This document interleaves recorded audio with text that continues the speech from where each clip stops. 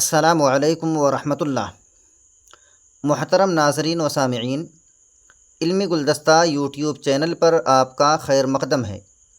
میں آپ کا میزبان مفتی عبدالسلام قاسمی ایک بار پھر آپ کی خدمت میں حاضر ہیں سی ٹیٹ کے اردو کلاسز کے آبجیکٹیو کوشچن اور آنسرز کو لے کر۔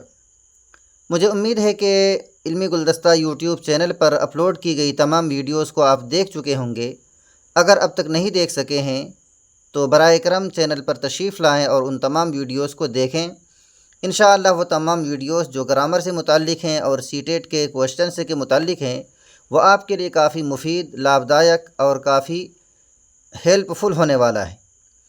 تو آئیے آج کی ویڈیو کو بلا کسی تاخیر و تمہید کے شروع کرتے ہیں۔ ہدایات: نیچے دیے گئے متبادل میں سے مناسب ترین متبادل کا انتخاب کیجیے۔ سوال نمبر 121 سے 135۔ ویسے یہ سوال لینگویج 2 کے لیے ہے، مطلب جنہوں نے لینگویج 2 کے طور پر اردو کا آپشن چنا ہے ان کے لیے ہے، لیکن یہ بات میں نے آپ سے پہلے عرض کر دی ہے کہ خواہ لینگویج 1 ہو یا لینگویج 2 ہو، دونوں کے سوالات ملتے جلتے ہیں، ہلکا سا اسٹینڈرڈ کا فرق ہوتا ہے، اس لیے آپ بغیر کسی تمیز کے تمام سوالات کو حل کرتے جائیں، انشاءاللہ یہ آپ کے لیے کافی مفید ہونے والے ہیں۔ تو سوال نمبر 121، پرائمری اسکول کے طلباء میں سننے بولنے کی مہارت کو اجاگر کرنے کے لیے درج ذیل میں سے مفید طریقہ کون سا ہے؟ پرائمری اسکول کے طلباء ہیں یعنی مادھیمک اسکول کے، اس کے اندر پیدا کیا کرنا ہے؟ سننے اور بولنے کی مہارت کو اجاگر کرنا ہے، مزید جلا بخشنی ہے۔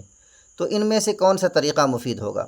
کہانی سنانا اور املا کروانا، نمبر 2 نظم پڑھنا اور زبان کا استعمال بتانا، نمبر 3 رول پلے کرنا اور خبر پڑھنا، اور نمبر 4 کردار کے ذریعے بات چیت کرنا۔ تو ان تمام آپشنس میں سب سے بہتر اور سب سے کریکٹ آپشن ہے نمبر 4 کردار کے ذریعے بات چیت کرنا۔ کیوں؟ اس لیے کہ کردار کہتے ہیں انسان کے اندر ان تمام صلاحیتوں کو جو ان کے اندر پوشیدہ ہوتی ہے، مثلاً ان کا اخلاق، ان کے مزاج، سچائی، دیانتداری، احساس ذمہ داری، ان تمام چیزوں کو کردار کہتے ہیں۔ تو ایک اسٹوڈنٹ کردار کے ذریعے بات چیت کرے تو اسی کے ذریعے سے سننے اور بولنے کی مہارت کو جلدی سے جلدی اور زیادہ سے زیادہ اجاگر کیا جا سکتا ہے۔ تو ان تمام کے بالمقابل سب سے بیسٹ اور سب سے کریکٹ آپشن کیا ہوا؟ نمبر 4 کردار کے ذریعے بات چیت کرنا۔ نمبر 122، زبان میں معتبر تعلیم کا مقصد ہے۔ معتبر مطلب کوالٹی کی تعلیم ہو، اچھی تعلیم ہو۔ تو زبان میں معتبر تعلیم، اس کا مقصد کیا ہے؟ طلباء کی ابتدائی غلطیوں کی اصلاح، تعلیمی غلطیوں میں سدھار، طالب علموں میں خود اعتمادی پیدا کرنا، اور نمبر 4 اوپر کے سبھی۔ اس پر اگر آپ دھیان دیں گے تو زبان میں معتبر تعلیم کا مقصد یہ تمام کی تمام مقاصد اس میں داخل ہے۔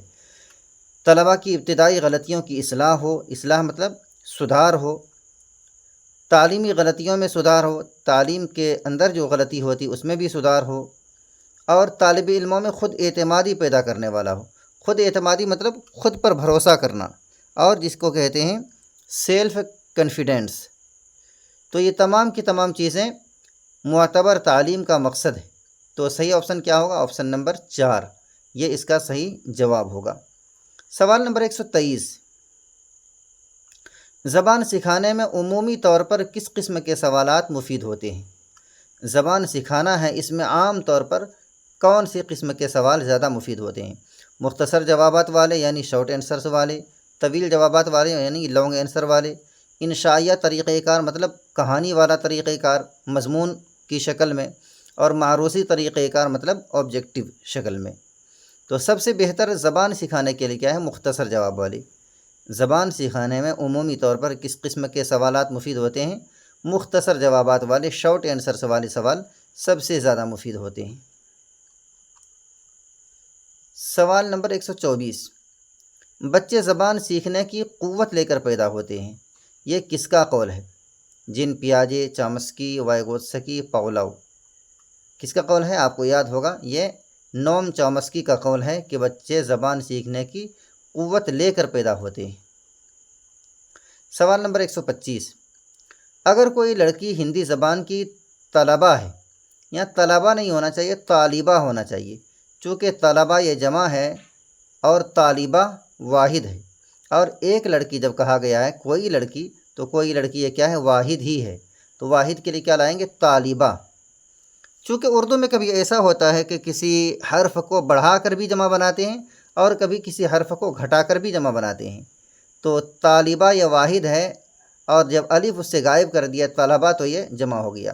اس کی دوسری مثال میں آپ کو سمجھاؤں، جیسے کتاب کی جمع کتب، کتاب واحد ہے اور کتب جمع ہے، تو آپ نے سمجھا ہوگا یہاں پر صحیح لفظ کیا ہونا چاہیے؟ طالبہ ہونا چاہیے۔ اگر کوئی لڑکی ہندی زبان کی طالبہ ہے اور وہ آپ کی زبان سیکھنے آتی ہے، مطلب اردو سیکھنے آتی ہے، اور آپ کی زبان سیکھتے وقت غلطی کرتی ہے، تو آپ معلم کی حیثیت سے کون سا طریقہ صحیح مانتے ہیں؟ آپ اردو زبان کے معلم ہیں اور ایک ہندی زبان کی طالبہ آپ کے پاس اردو سیکھنے کے لیے آتی ہے اور وہ زبان سیکھنے میں غلطی کرتی ہے، آپ کیا کریں گے؟ نمبر ایک، اسے اس کی غلطی کرنے کو بار بار یاد دلانا چاہیے، بالکل غلط طریقہ، بار بار یاد دلا کر آپ ان کی ہمت کو توڑ دیں گے۔ نمبر دو، اسے زبان سیکھنے کا زیادہ موقع دینا چاہیے۔ نمبر تین، اسے نئی زبان سیکھنے کے لیے کم سے کم آدھا گھنٹہ مشق کرنے کا مشورہ دینا چاہیے۔ نمبر چار، نئی زبان سیکھنے کے دوران اس کی مادری زبان کے استعمال کا چھوٹ نہیں دینا چاہیے، یہ بھی غلط ہے، مادری زبان کا سہارا لینا صحیح بات ہے، اور یہ اسے نئی زبان سیکھنے کے لیے کم سے کم آدھا گھنٹہ مشق کرنے کا مشورہ دینا چاہیے۔ ٹائم کو فکس کرنا کہ آدھا گھنٹہ ہی مشق کرے، یہ بھی مفید نہیں ہے، یہ بھی بہتر نہیں۔ سب سے بہتر یہ ہے کہ اسے زبان سیکھنے کا زیادہ موقع دینا چاہیے، اس کے پاس جتنا ٹائم ہو ان ٹائم میں سے زیادہ موقع اسے زبان سیکھنے کے لیے مہیا کرنا چاہیے، یہ سب سے درست جواب ہے۔ سوال نمبر 126، مندرجہ ذیل میں سے کن مقاصد کے لیے زبان سیکھنا ضروری نہیں ہوتی ہے؟ نیچے دیے گئے ہوئے ان تمام چیزوں میں سے کن مقصد کے لیے زبان کا سیکھنا ضروری نہیں ہوتا ہے؟ زندگی کے مختلف مواقع جاننے کے لیے، زندگی مطلب انسان جو اپنی زندگی بسر کرتا ہے ان کے مختلف مواقع جاننے کے لیے۔ نمبر دو، زبان سمجھ کر سیکھنا۔ نمبر تین، اندرونی آواز کو سننے اور بولنے کے لیے، اور نمبر چار، زندگی کے مختلف ضروریات کو پورا کرنے کے لیے۔ تو کن مقاصد کے لیے زبان سیکھنا ضروری نہیں ہوتا ہے؟ ان کا جواب نمبر تین ہوگا۔ اندرونی آواز کو سننے اور بولنے کے لیے انسان زبان نہیں سیکھتا کہ ہم اندر سے آواز نکالیں اور پھر اس کو سنیں اور بولیں، تو اس مقصد کے لیے زبان نہیں سیکھتا ہے، اس کے لیے زبان سیکھنا ضروری نہیں ہوتا ہے۔ باقی یہ تمام کی تمام چیزیں صحیح ہے۔ زندگی کے مختلف مواقع جاننے کے لیے انسان زبان سیکھتا ہے، یہی مقصد ہے۔ زبان سمجھ کر سیکھنا چاہیے، یہ بھی صحیح ہے، اور زندگی کے مختلف ضروریات کو پورا کرنے کے لیے یہ بھی صحیح ہے۔ تو اندرونی آواز کو سننے اور بولنے کے لیے انسان زبان نہیں سیکھتا ہے، اور زبان سیکھنے کا مقصد نہیں ہوتا ہے کہ انسان اپنے اندر کی آواز کو سنے اور بولے۔ تو آپ کا صحیح جواب آپشن نمبر 3۔ سوال نمبر 127، مندرجہ ذیل میں سے کون سا مضمون سوالوں کے امتحان کے لیے فائدہ مند ہے؟ اس سوال پر میں نے بہت کوشش کی، لیکن اس کے باوجود یہ سوال مجھے عبث اور بیکار قسم کا لگا۔ اس سوال کا کوئی مفہوم ہی سمجھ میں نہیں آ رہا ہے۔ میں ان کو سمجھاتا ہوں کہ یہ سوال بیکار کیوں ہے۔ سوال نمبر 127 میں کیا پوچھا ہے؟ مندرجہ ذیل میں سے کون سا مضمون سوالوں کے امتحان کے لیے فائدہ مند ہے؟ مندرجہ ذیل کا مطلب آپ سمجھتے ہیں نمن لکھت، نیچے دیے گئے مضامین میں سے کون سا مضمون سوالوں کے امتحان کے لیے فائدہ مند ہے؟ اب یہ تمام چیزیں آپ پڑھ کر دیکھیں، یہ کیا آپ کو مضمون معلوم ہو رہا ہے کیا؟ یہ دیکھیں، نمبر ایک، یہ طلباء کے لیے بہتر ہے کیونکہ اس سے وہ اپنے خیالات کو آسانی کے ساتھ لکھ سکتے ہیں۔ یہ کا مطلب کیا ہوا؟ کون سا مضمون؟ اوپر کوئی بھی مضمون نہیں گزرا ہے، اوپر تو کہہ رہا ہے کہ نیچے والا مضمون، مندرجہ ذیل مضمون، اور پھر یہاں کہہ رہا ہے کہ یہ، تو یہ سے مراد کیا ہے؟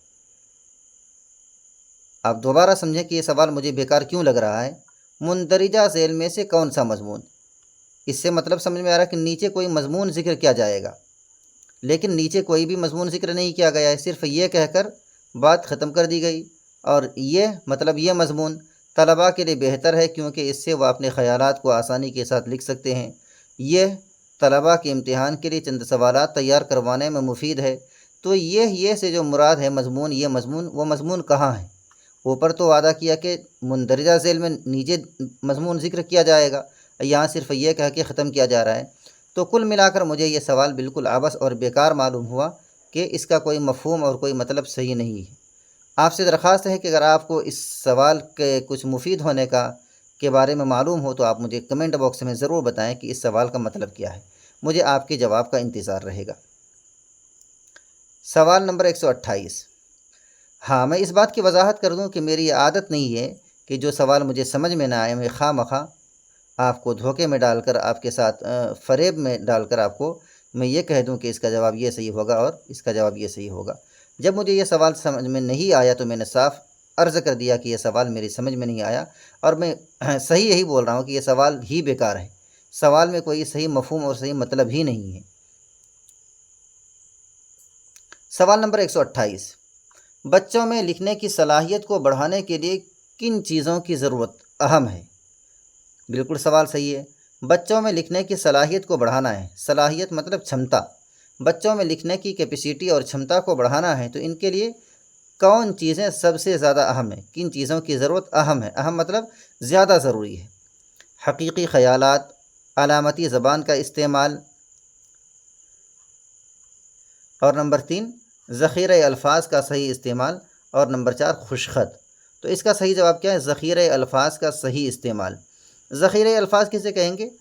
الفاظ کہتے ہیں شبد کوش کو، اور ذخیرہ کہتے ہیں جو انسان کے پاس جمع ہو، وہ شبد اور وہ ڈکشنری کے الفاظ جو ان کے پاس جمع ہو، اگر ان کا صحیح استعمال کرے گا، مطلب ان کی صحیح سیٹنگ کرے گا، صحیح جگہ پر بولے گا یا لکھے گا، تو یہی کیا ہے؟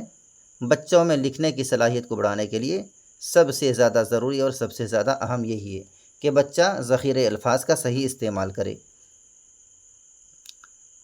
سوال نمبر 129۔ زبان کی مسلسل جامع تشخیص کے لیے شروع کیا جاتا ہے۔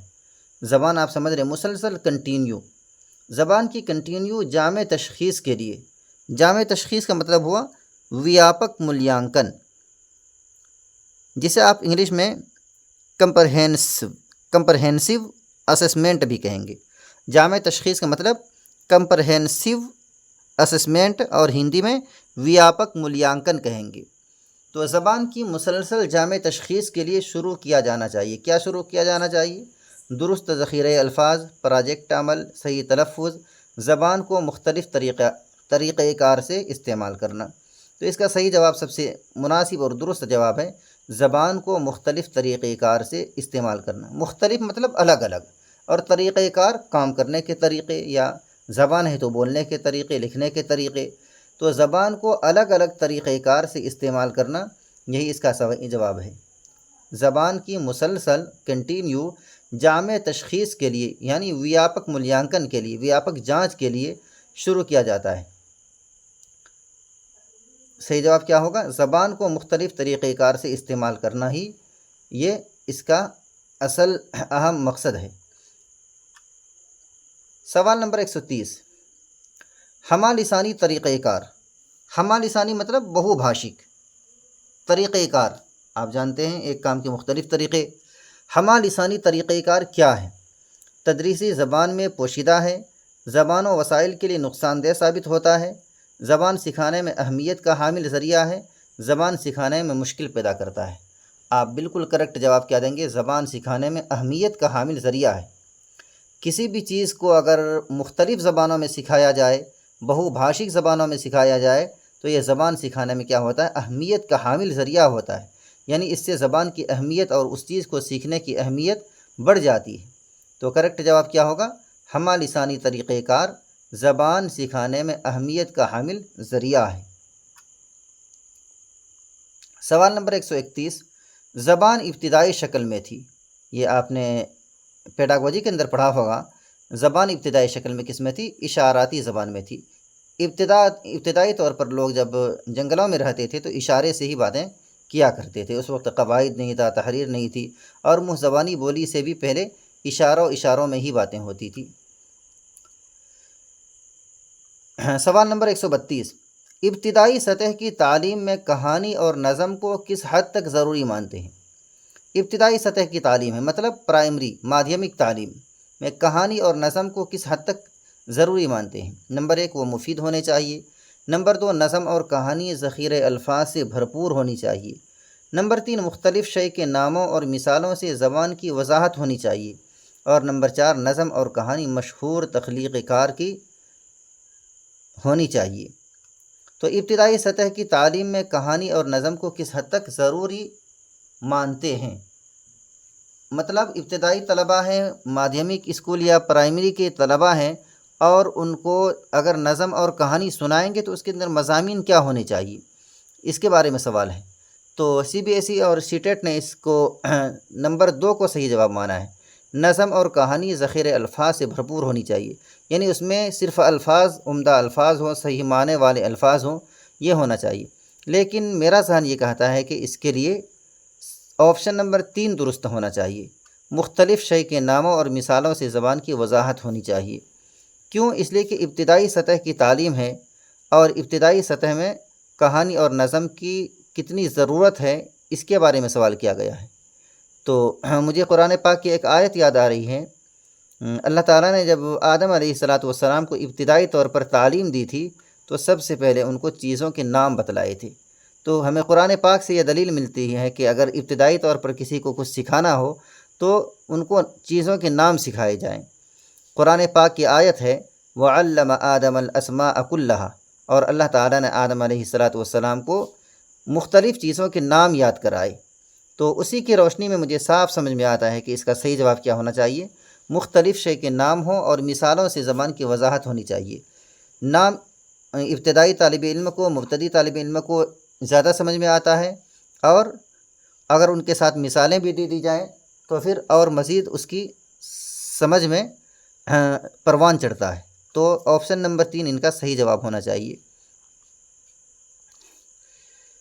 آگے چلتے ہیں، سوال نمبر 133، قواعد سکھانے سے زبان میں کیسی مدد ملتی ہے؟ نمبر 1، اصلاح ہوتی ہے، نمبر 2، روانی پیدا ہوتی ہے، تیزی سے پڑھنا آتا ہے، اور آپشن نمبر 3، تعداد، مطلب نمبر میں اضافہ ہوتا ہے، اور خواندگی میں یعنی پڑھنے میں اضافہ ہوتا ہے۔ تو قواعد کا سب سے بیسٹ فائدہ کیا ہے؟ سب سے زیادہ فائدہ یہ ہے کہ قواعد کے ذریعے سے اصلاح ہوتی ہے، دونوں کی اصلاح ہوتی ہے، سدھار ہوتا ہے، خواہ وہ تقریر ہو، بولنے کی اصلاح ہو یا لکھنے کی اصلاح ہو۔ انسان اگر قواعد پڑھے گا تو ان کو صحیح بولنا آئے گا اور صحیح لکھنا آئے گا۔ تو قواعد سکھانے سے زبان میں کیسی مدد ملتی ہے؟ اصلاح ہوتی ہے زبان کی۔ سوال نمبر 134، تحریر کے اصولوں میں شامل ہے، تحریر کہتے ہیں لکھاوٹ کو، رائٹنگ کے اصولوں میں شامل ہے کہانی کا مضمون، تخیل کا ہونا، درست ادائیگی، اور بہتر ذخیرہ الفاظ۔ اگر آپ سی بی ایس ای کے جواب پر غور کریں گے تو سی بی ایس ای نے یعنی سی ٹیٹ نے نمبر 3 کے آپشن کو درست مانا ہے، لیکن اگر آپ اپنے دماغ کا صحیح استعمال کریں گے تو آپ کا دماغ یہی کہے گا کہ بالکل یہ غلط ہے۔ کیوں غلط ہے؟ یہاں تحریر کے اصولوں میں شامل پوچھ رہا ہے، اور تحریر اور ادائیگی میں بالکل کیا ہے؟ تضاد ہے، اپوزٹ ہے۔ ادائیگی کا تعلق تلفظ سے ہوتا ہے، تحریر سے نہیں ہوتا ہے۔ ادائیگی کس کی ہوتی ہے؟ جو چیز بولی جاتی ہے اس کی ادائیگی ہوتی ہے۔ اور یہاں بات کس کے متعلق پوچھ رہا ہے؟ تحریر کے متعلق پوچھ رہا ہے، لکھنے اور رائٹنگ کے متعلق سوال ہو رہا ہے۔ تو تحریر کے اصولوں میں درست ادائیگی تو کبھی نہیں ہو سکتا، بالکل تضاد ہے، اپوزٹ اور وپریت ہے۔ اس لیے ان کا صحیح جواب کیا ہوگا؟ تخیل کا ہونا صحیح جواب ہوگا۔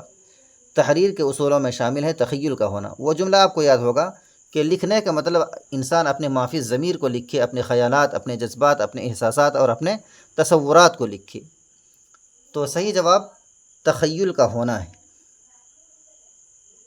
سوال نمبر 135، زبان کو اجاگر کرنے کا اصل مقصد ہونا چاہیے۔ زبان کو اجاگر کرنے کا، زبان کو بالکل کھول کر بیان کرنے کا اصل مقصد ہونا چاہیے۔ کیا ہونا چاہیے؟ طلباء کی غلطیوں کا پتہ لگانا، طلباء کی کارکردگی کو بہتر بنانے کا فیصلہ کرنے کے لیے، طلباء کی کامیابی کی جانچ کرنے کے لیے، اور نمبر 4، غلطیوں کا اندازہ کرنا اور سکھانے کی کمی کو پورا کرنے کے لیے۔ تو سب سے زیادہ بیسٹ اور سب سے زیادہ صحیح آپشن نمبر 4 ہے، غلطیوں کا اندازہ کرنے کے لیے اور سکھانے کی کمی کو پورا کرنے کے لیے۔ زبان کو اجاگر کرنے کا مقصد کیا ہوگا؟ تاکہ ہم بچے کی غلطی کا اندازہ کر سکیں کہ اسٹوڈنٹ میں کتنی غلطیاں ہیں اور سکھانے میں کیا کیا کمی رہ گئی ہے تاکہ ان کی سدھار ہو سکے۔ تو آپشن نمبر 4 ان کا درست جواب ہوگا۔ آئیے اب پیسج اور اقتباسات والے سوال کو حل کرتے ہیں۔ اس کے لیے اسی طریقہ کار کو اپناتے ہیں جو اب تک ہم اپناتے آ رہے ہیں۔ मतलब आप समझ गए होंगे कि सबसे पहले हम सवालात को सरसरी निगाह से पढ़ेंगे जहन में बिठाते हुए, और फिर इख्तिबास को पढ़कर फटाफट उसके जवाब को हासिल करेंगे। तो सवाल नंबर 136 है, अरबी फ़ारसी की इब्तिदाई तालीम। किसके मुतल्लिक सवाल है, आप याद रखिएगा। सैयद फजलुल हसन, नाम हसरत है, एक शायर भी हैं, बड़े सहाफ़ी हैं। इसके मुतल्लिक सवाल किया जा रहा है। तो इसके मुतल्लिक सवाल क्या है, इन्होंने अरबी फ़ारसी की इब्तिदाई तालीम कहाँ से हासिल की थी, याद रखिएगा। Number 137, government high school Fatehpur से इन्होंने किस चीज़ की तालीम हासिल की थी। सवाल नंबर 138, वह एक कामयाब शायर और क्या थी। कामयाब शायर तो थे, उसके साथ और क्या थी। सवाल नंबर 139, सरगर्म सियासतदां और, सरगर्म सियासतदां भी थे, बड़े राजनेता थे, और उसके साथ और क्या थी। इसी तरह सवाल नंबर 140, फजलुल हसन हसरत पैदा हुए, इनमें से कब पैदा हुई, ये सन लिखा हुआ है। सवाल नंबर 141, वह कलमी नाम जिसे शायर अपने शेर में इस्तेमाल करता है क्या कहते हैं, तखल्लुस कहते हैं, जिनको सबसे शुरू लाइन में, इख्तिबास के सबसे शुरू लाइन में ज़िक्र किया गया है। नंबर 42, मुजाहिद आज़ादी का माना होता है। बिल्कुल नाम से ही साफ मालूम हो रहा, मुजाहिद आज़ादी, आज़ादी का, आज़ादी के लिए जिहाद करने वाला, आज़ादी के लिए लड़ने वाला। मुजाहिद के माने लड़ने वाला, साफ माने से ज़ाहिर हो रहा है, परेशान होने की ज़रूरत नहीं है। तो इस इख्तिबासात को हम पढ़ते हैं और जवाब को जल्दी से हासिल करते हैं। इख्तिबास में क्या है, हिदायत मुंदरजा से इबारत को पढ़िए और दिए गए मुतबादिल में से मुनासिब तरीन मुतबादिल का इंतखाब कीजिए। सवाल नंबर 136 से 142, सैयद फजलुल हसन नाम और हसरत तखल्लुस है। तखल्लुस के बारे में पूछा गया कि वो कलमी नाम जो शायर अपने शेर में इस्तेमाल करता है क्या कहते हैं, तखल्लुस कहते हैं। एक जवाब हासिल हो गया। 1875 में कस्बा मोहान ज़िला उन्नाव उत्तर प्रदेश में पैदा हुए। पूछा गया था किस सन में पैदा हुए, कहाँ पैदा हुए, कब पैदा हुए, 1857 में पैदा हुए। बाज़ किताबों में इनका सन पैदाइश 1880 और 1881 भी मिलता है। वह एक कामयाब शायर और बेबाक सहाफ़ी होने के साथ साथ एक सरगर्म सियासतदां और मुजाहिद आज़ादी भी थे। इसमें दो सवाल का जवाब आपका पोशीदा है।